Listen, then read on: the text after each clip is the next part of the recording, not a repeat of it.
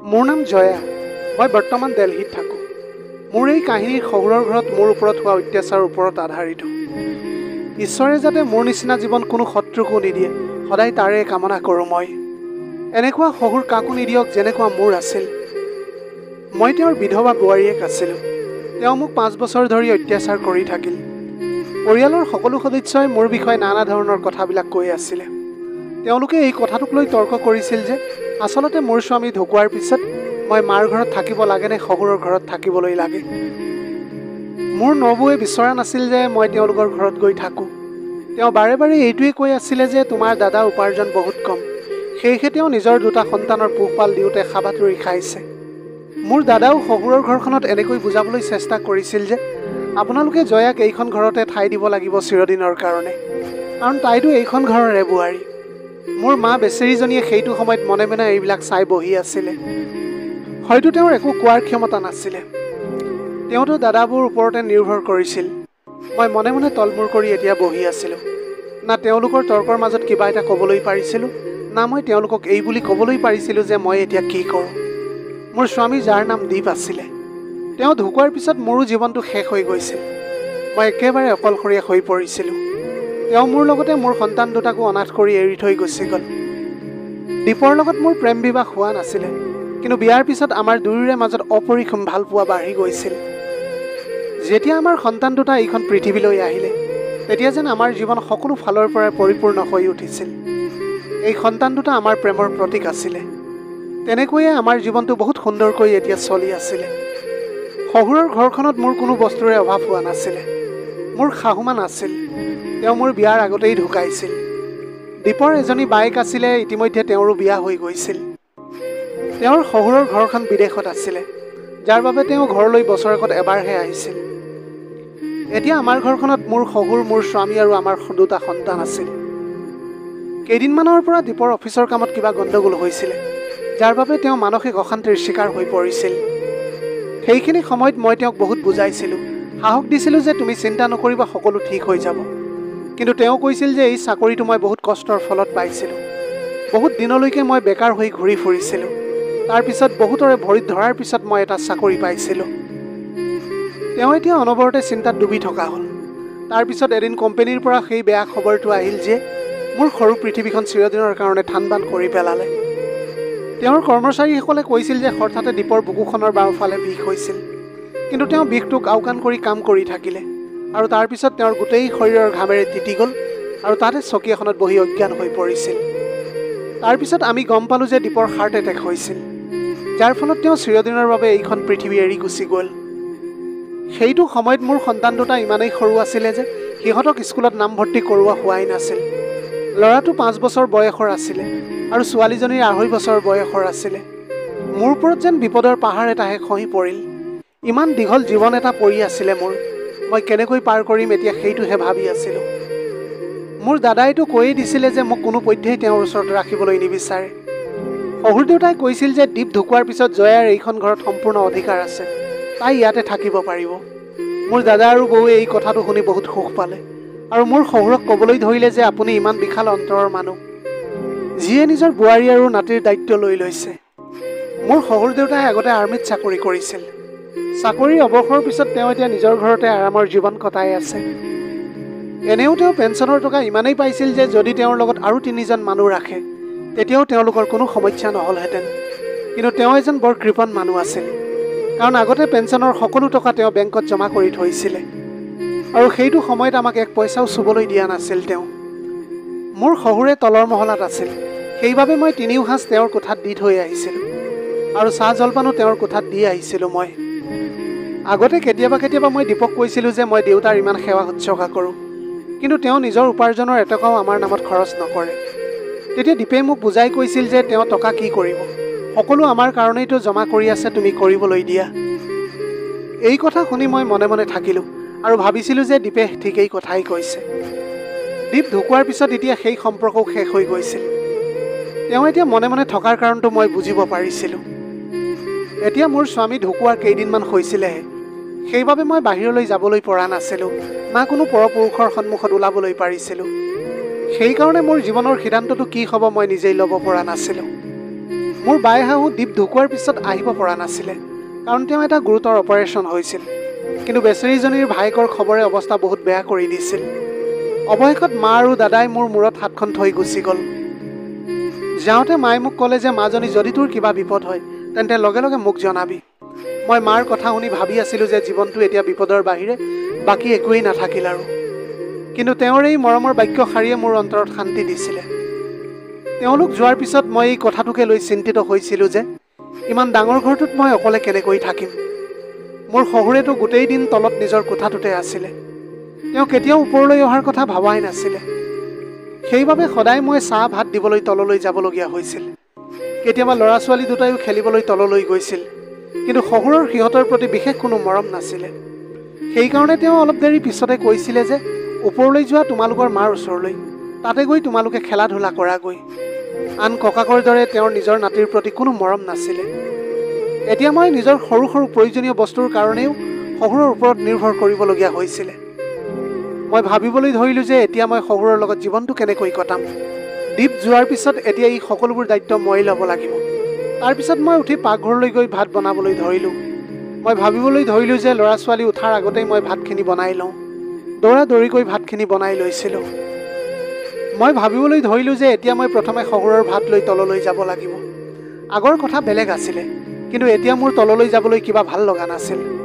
তাৰপিছতে মোৰ মনলৈ আহিলে যে পইচাৰ কাৰণেতো মই শহুৰৰ আগতেই হাত পাতিব লাগিব। সেয়েহে তেওঁক সময়ত চাহ ভাত দিয়াটো বা তেওঁৰ কিবা কাম কৰোঁতে মোৰ দায়িত্ব হৈ পৰিব। এইটো ভাবি মই তেওঁৰ কাৰণে ভাত বাঢ়িলোঁ আৰু তললৈ লৈ গ'লোঁ। মই তেওঁৰ কোঠালৈ গৈ তেওঁৰ টেবুলত ভাতৰ কাঁহীখন থলোঁ। কোঠাটোৰ বাথৰুমৰ পৰা টেপৰ পানীৰ শব্দ আহি আছিলে। মই ভাবিলোঁ যে তেওঁ চাগে গা ধুই আছে। মই এতিয়া ভাবিলোঁ যে তেওঁ গা ধুই অহালৈকে ভাত ঠাণ্ডা হৈ যাব। সেয়েহে মই কাঁহীখন লৈ উভতিবলৈ ল'লোঁ। তেতিয়াই বাথৰুমৰ দৰজাখন খোল খালে। হয়তো শহুৰ দেউতাৰ গা ধোৱা হৈ গৈছিল। মোৰ হাতত ভাতৰ কাঁহীখন আছিলে। মই পিছফালে মূৰ ঘূৰালোঁ। তেতিয়া তেওঁ অকল লুঙি এখন পিন্ধি আছিল, আৰু সেইটো সময়ত তেওঁৰ শৰীৰত আৰু বেলেগ কাপোৰ নাছিল। মই লগে লগে বেলেগ ফালে চাইছিলোঁ। তাৰপিছত তেওঁক ক'লোঁ, মই আপোনালৈ ভাত লৈ আহিছিলোঁ। তেওঁ ক'লে, ভাত টেবুলতে থৈ দিয়া। মই টেবুলত ভাত থৈ ঘূৰিবলৈ লৈছিলোঁহে। হঠাতে মই পিছফালে থিয় হৈ থকা শহুৰৰ গাত খুন্দা খালোঁ। মই তেওঁক লগে লগে ক'লোঁ যে মোক ক্ষমা কৰি দিব।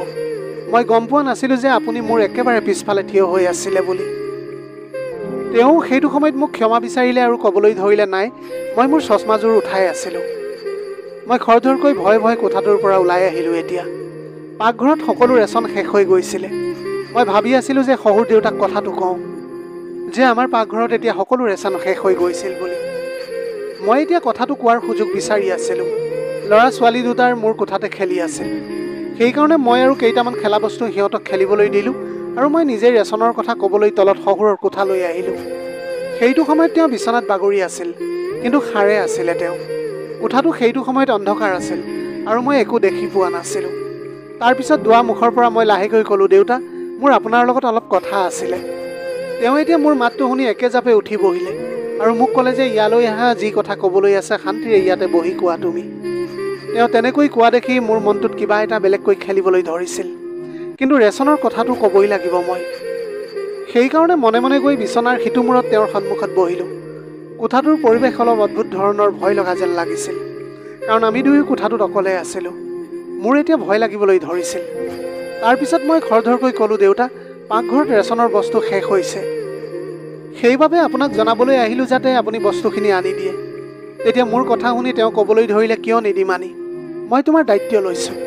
এতিয়া তোমাৰ যদি কিবা বস্তুৰ প্ৰয়োজন হয় তেন্তে তুমি মোক খোলাখুলিকৈ ক'বা। তুমি এতিয়া চিন্তা কৰাৰ কোনো প্ৰয়োজন নাই। তেওঁৰ চকু মোৰ ওপৰতে আছিলে। মই এতিয়া তলমূৰ কৰি বহি আছিলোঁ। তেতিয়া তেওঁ ক'বলৈ ধৰিলে যে জয়া, তুমিতো তোমাৰ স্বামীৰ অনুপস্থিতি অনুভৱ কৰা চাগে ন? তেওঁৰ কথাৰ শব্দ বেলেগ অৰ্থত কোৱা যেন লাগিবলৈ ধৰিছিল মোৰ। তেতিয়া মই তলমূৰ কৰি ক'লোঁ যে দেউতা, কিয় নহ'ব? দীপৰ অনুপস্থিতি মই সকলো সময়তে অনুভৱ কৰি থাকোঁ। তেওঁ যোৱাৰ পিছত যেন মোৰ জীৱনৰ কোনো উদ্দেশ্যই নোহোৱা হৈ গৈছে। তাৰপিছত তেওঁ ক'বলৈ ধৰিলে, মোৰো সকলো সময়তে মোৰ পত্নী নোহোৱাৰ অনুভৱ হৈ থাকে। তেওঁ ঢুকুৱাৰ এতিয়া কিমান বছৰ পাৰ হৈ গ'ল, কিন্তু মোৰ মনত কেতিয়াও দ্বিতীয় বিবাহৰ কথাটো নাহিলে। কিন্তু মোৰ এগৰাকী পত্নীৰ বহুত প্ৰয়োজন আছিল সেইটো সময়ত। তুমিয়ে চাই লোৱা মই কিমান স্বাস্থ্যৱান আৰু সদায় ফিট হৈ থাকোঁ। তুমি কেতিয়াও এইটো কথা নাভাবিলা যে মোৰ জীৱনত এজনী কোনোবা মহিলাক আনি দিওঁ। তেওঁ মোৰ মনটো তেওঁৰ ফালে আকৰ্ষণ কৰিবলৈ চেষ্টা কৰি আছিল। তেতিয়া ময়ো ভাবিবলৈ ধৰিলোঁ যে তেওঁৰ বয়স বহুত হৈছিল, কিন্তু তেওঁ কোনো ফালৰ পৰা বুঢ়া যেন নালাগিছিল। মই যিমান পাৰোঁ সোনকালে তাৰ পৰা উঠিবলৈ বিচাৰি আছিলোঁ। তেতিয়াই হঠাতে তেওঁ মোৰ হাতৰ ওপৰত তেওঁৰ হাতখন থলে আৰু মোক ক'বলৈ ধৰিলে, তুমি কেতিয়াও একো বস্তুৰ কাৰণে চিন্তা নকৰিবা। তোমাৰ যিটো বস্তু ইচ্ছা বা প্ৰয়োজন হয় তুমি সদায় আহি মোক ক'বলৈ পাৰিবা। তোমাক মই সকলো ফালৰ পৰা সহায় কৰি যাম। তেওঁৰ হাতখন মোৰ হাতৰ ওপৰত ৰাখি থৈছিল আৰু মোৰ তেতিয়া বহুত আচহুৱা যেন লাগিছিল। মই লাহেকৈ হাতখন টানি পিছুৱাই আনিলোঁ আৰু তৎক্ষণাত বিচনাৰ পৰা থিয় হৈ উঠি গ'লোঁ। তাৰপিছত তেওঁক ক'বলৈ ধৰিলোঁ, দেউতা আপুনি সোনকালে ৰেচনখিনি আনি দিয়ক। এনেকৈ কৈ মই লগে লগে চিৰিৰে উঠি ওপৰলৈ গুচি গ'লোঁ। তেওঁৰ হাতখন মোৰ হাতৰ ওপৰত এতিয়াও অনুভৱ হৈ আছিলে আৰু মোৰ একেবাৰে ভাল লগা নাছিল। তাৰপিছত নাজানো কিয় মই গৈ নিজৰ হাতখন ভালকৈ চাবোনেৰে ধুই লৈছিলোঁ। দীপ যোৱাৰ পিছত এতিয়া মোৰ জীৱনত কোনো ইচ্ছা, কোনো হেঁপাই বাকী নাথাকিল আৰু এতিয়া মই মোৰ গোটেই জীৱনটো তেওঁৰ নামতে জীয়াই থাকিবলৈ বিচাৰিছিলোঁ। তাৰ পিছদিনা শহুৰে লগাতকৈ বেছিকৈ ৰেচন আনি পাকঘৰ ভৰ্তি কৰি দিছিল। ইয়াতে কোনো সন্দেহৰ কথা নাছিল যে তেওঁৰ তাত টকা পইচাৰ কোনো অভাৱ নাই। তেওঁ ল'ৰা ছোৱালীৰ কাৰণেও বহুতো খোৱা বস্তু আৰু খেলাৰ সামগ্ৰী আনি দিলে, যিবিলাক দেখি সিহঁতে আনন্দতে নাচি উঠিছিল। মই ভাবিবলৈ ধৰিলোঁ যে দীপ থাকোঁতে মোৰ সন্তানৰ বাবে তেওঁ কেতিয়াও এনেকুৱা উপহাৰ আনি দিয়া নাছিল। মই এতিয়া সকলো ৰেচন পাকঘৰত পৰিপাটি কৰি ৰাখিলোঁ। এদিন দুপৰীয়া ভাত খাই দুয়োটাকে খুৱাই মই গা ধুবলৈ বাথৰুমলৈ সোমালোঁ আৰু যেতিয়াই গা ধুই বাহিৰলৈ ওলালোঁ তেতিয়া শহুৰ মোৰ কোঠাত থিয় হৈ আছিলে। তেওঁক দেখাৰ পিছত এতিয়া মই থতমত খাই গ'লোঁ। মই গাত টাৱল এখন মেৰিয়াই বাথৰুমৰ পৰা বাহিৰলৈ আহিলোঁ। মোৰ তিতা চুলিখিনিও মেলি থোৱা আছিলে। তাৰ পৰা টোপ টোপকৈ পানী পৰি মোৰ টাৱলখনো তিতি গৈছিল। তেওঁক এনেকৈ মোৰ সন্মুখত দেখি মই লাজতে এতিয়া মৰি যোৱা যেন অনুভৱ কৰিছিলোঁ। তাৰপিছত মই তেওঁক ক'লোঁ যে দেউতা আপোনাৰ কিবা কাম আছিল নেকি? তেওঁৰ নজৰ মোৰ শৰীৰৰ ওপৰত আছিল। তেওঁৰ চাউনিৰ পৰা এটা অদ্ভুত কামনা বৈ আহিছিলে। সেইটো সময়ত তেওঁ মোক একেবাৰে এটা অদ্ভুত অনুভৱ কৰাইছিল। তেতিয়াই তেওঁ মোৰ ফালে চাই ক'বলৈ ধৰিলে, আজি মই বৰ অকলশৰীয়া অনুভৱ কৰিছোঁ। সেইকাৰণে ভাবিলোঁ অলপ সময় তোমাৰ লগত বহি কথা পাতোঁ। ময়ো অন্যফালে চাই ক'লোঁ, অ' দেউতা নিশ্চয়, আপুনি মোক আপোনাৰ মনৰ কথাবিলাক ক'বলৈ পাৰে। বহক ইয়াতে বহি আমি কথা পাতোঁ। শহুৰে লগে লগে ক'লে যে নাই, ইয়াতে কথা পতাটো ভাল নহ'ব। যদি আমি ইয়াতে কথা পাতোঁ তেন্তে বাবুহঁত টোপনিৰ পৰা সাৰ পাই যাব। গতিকে বেলেগ এটা কোঠালৈ আহা। এই বুলি কৈ তেওঁ ওলাই গুচি গ'ল। মই এতিয়া তেওঁৰ কথা মানিবলৈ বাধ্য হৈ পৰিছিলোঁ, কাৰণ মোৰ আৰু মোৰ সন্তান দুটাৰ ভৰণ পোষণ ইতিমধ্যে তেওঁৱেই কৰিছিল। সেইকাৰণে মই ভালকৈ চাদৰ মেখেলা পিন্ধি ওলাই আহিলোঁ। অন্য এটা কোঠাত তেওঁ বহি আছিল। তাত এখন সুন্দৰ বিচনা আছিলে। মই বিচনাখনত বহাৰ লগে লগে তেওঁ মোৰ ওচৰতে আহি বহিলহি আৰু মোক ক'বলৈ ধৰিলে, আজি বহুত মোৰ পত্নীলৈ মনত পৰিছে। যেতিয়া তেওঁ জীয়াই আছিলে তেতিয়া তেওঁ মোক কেতিয়াও একোৰে অভাৱ হ'বলৈ দিয়া নাছিল। মই এইটোৱে বিচাৰোঁ যে তেওঁৰ অভাৱ তুমি পূৰণ কৰি দিয়া। আৰু এনেকৈ লগে লগে তেওঁ মোৰ হাতত ধৰিলে আৰু মোক ক'বলৈ ধৰিলে, চোৱা, এইটো অঞ্চলত মোৰ বহুত সন্মান আছে। সকলোৱে মোক সন্মানৰ চকুৰে চায়। মই নিবিচাৰোঁ যে কালিলৈ কোনোবাই মোৰ বিষয়ে এনেকৈ কওক যে মই মোৰ গাভৰু বোৱাৰীক মোৰ লগত ৰাখিছোঁ। সেইকাৰণে তুমি ঘৰৰ কথা বেলেগৰ আগত নক'বা আৰু ইয়াৰে কোনো মহিলাৰ লগত বেছিকৈ মিলা মিছা কৰি সিহঁতক ঘৰলৈ নামাতিবা। মই মোৰ ঘৰখনত মহিলাৰ বেছিকৈ অহা যোৱা কৰাটো ভাল নাপাওঁ। মই তেওঁৰ কথা আচৰিত হৈ এতিয়া শুনিবলৈ ধৰিলোঁ আৰু তেওঁ হঠাতে মোৰ হাতত ধৰাত অলপ মই ভয় খাই গৈছিলোঁ। মই লাহেকৈ মোৰ হাতখন তেওঁৰ হাতৰ পৰা এৰুৱালোঁ। তাৰপিছত তলমূৰ কৰি ক'বলৈ ধৰিলোঁ, দেউতা আপুনি চিন্তা নকৰিব, যেনেকৈ আপুনি কয় তেনেকৈ মই কৰি যাম। ইয়ালৈ কোনো মহিলা নাহে আৰু মই কাৰোৰে আগত মোৰ ঘৰৰ কথা কেতিয়াও নকওঁ। আপুনি মোৰ আৰু মোৰ সন্তানৰ দায়িত্ব লৈছে, তাৰ কাৰণে মই সদায় আপোনাৰ ওচৰত চিৰকৃতজ্ঞ। তেওঁ মোৰ শৰীৰটোৰ ফালে কামনাৰ চকুৰে চাবলৈ ধৰিলে। মোৰ বুকুৰখন এতিয়া জোৰ জোৰকৈ ধপধপাবলৈ ধৰিছিল, কাৰণ তেওঁৰ চাৱনি সলনি হোৱা যেন লাগিবলৈ ধৰিছিল মোৰ। তাৰপিছত তেওঁ লাহেকৈ মোৰ ওচৰ চাপি আহিলে আৰু মোৰ পিঠিত হাত বুলাবলৈ ধৰিছিল।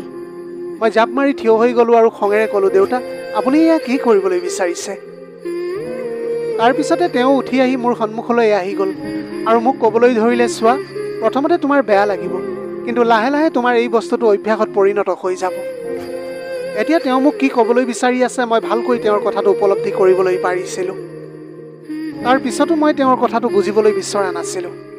তাৰপিছতে তেওঁ তেওঁৰ দুয়োখন হাত মোৰ কান্ধৰ ওপৰত ৰাখিছিল আৰু মোক ক'বলৈ ধৰিলে, চোৱা, মই তোমাৰ ইমান ডাঙৰ এটা দায়িত্ব লৈছোঁ। তাৰ সলনি তোমাৰতো কিবা এটা কৰ্তব্য থাকে। এতিয়া তোমাৰ কাম এইটোৱে যে তুমিও মোক সুখ দিয়া। এতিয়া কথাটো তুমি ভালকৈ ভাবিলো আৰু বুজি চাবা। তুমি মোক যিকোনো প্ৰকাৰে সন্তুষ্ট কৰিব লাগিব। তেওঁৰ বেয়া চাউনিৰে মোৰ ফালে চাইছিল এতিয়া, আৰু তেনেকৈ কৈ তললৈ গুচি গ'ল। মই মনে মনে এতিয়া বহুত ভয় খাই আছিলোঁ, আৰু মোৰ শৰীৰটো এতিয়া কঁপিবলৈ ধৰিলে। মোক লৈ তেওঁৰ উদ্দেশ্য একেবাৰে ভুল আছিলে। এনেকুৱা কেনেকৈ হ'বলৈ পাৰে? আচলতে তেওঁ মোক কি প্ৰকাৰে সন্তুষ্ট কৰাৰ কথা কৈ আছিল, এই কথাটোহে মই এতিয়া ভাবিবলৈ পৰা নাছিলোঁ।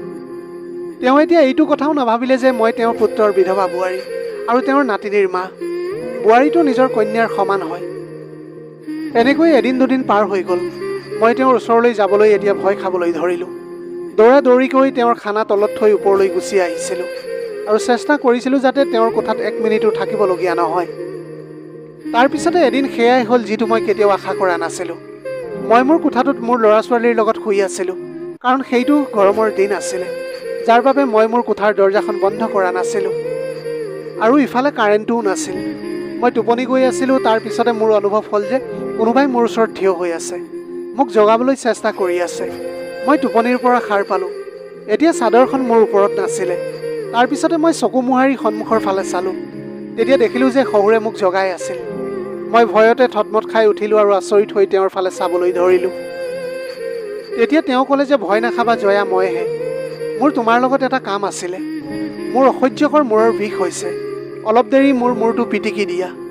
মই খৰধৰকৈ মোৰ চাদৰখন ল'বলৈ চেষ্টা কৰিলোঁ, যিখন সন্মুখৰ চকীখনত পৰি আছিল। তাৰপিছত বিচনাৰ পৰা উঠি চাদৰখন ল'লোঁ আৰু তেওঁক ক'লোঁ, দেউতা, আপোনাৰ বাবে চাহ একাপ বনাই দিওঁ। চাহ একাপ খালে আপুনি অলপ আৰাম পাব। তেতিয়া তেওঁ ক'বলৈ ধৰিলে, নাই, চাহ নালাগে।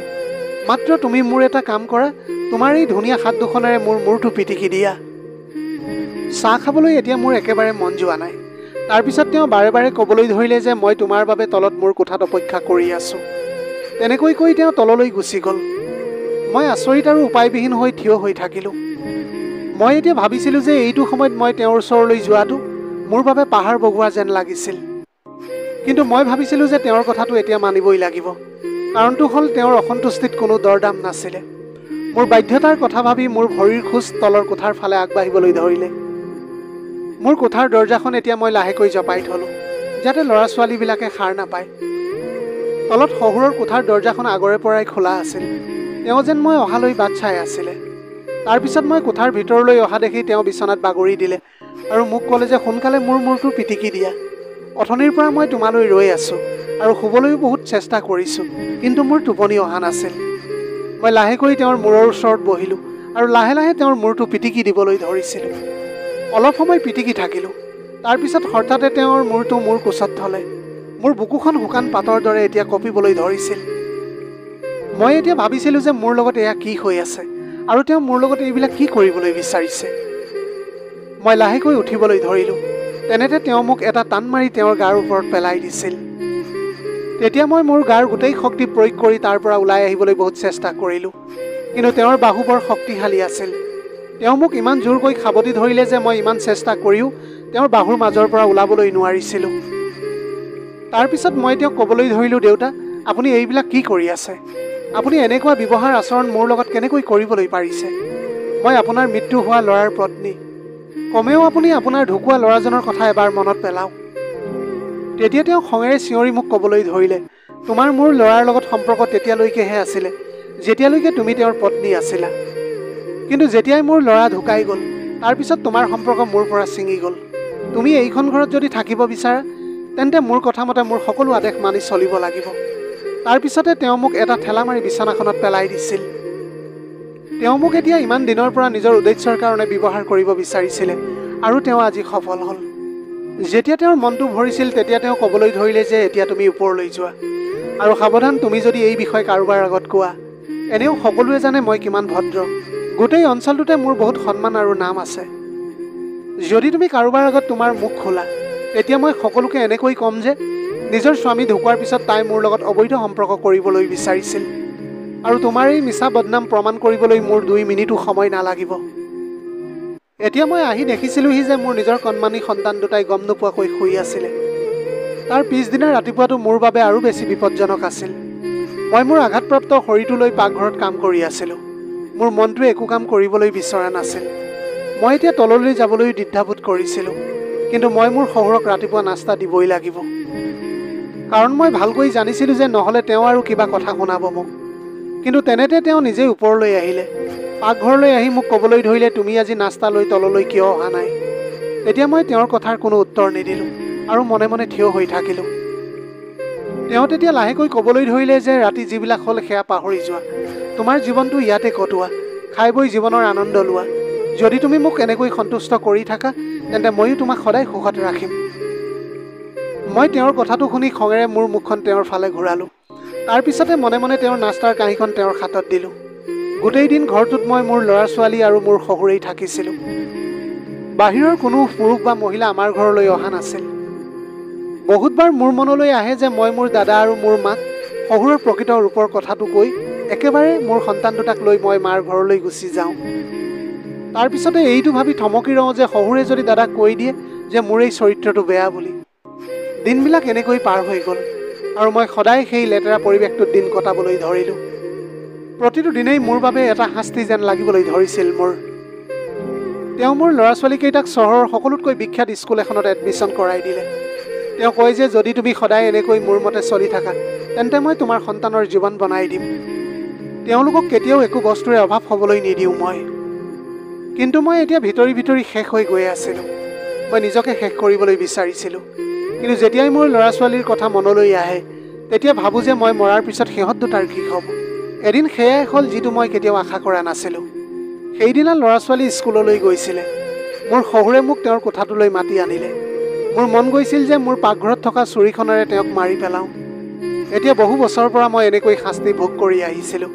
এতিয়া মোৰ সহ্য শক্তি নোহোৱা হৈ গৈছিল।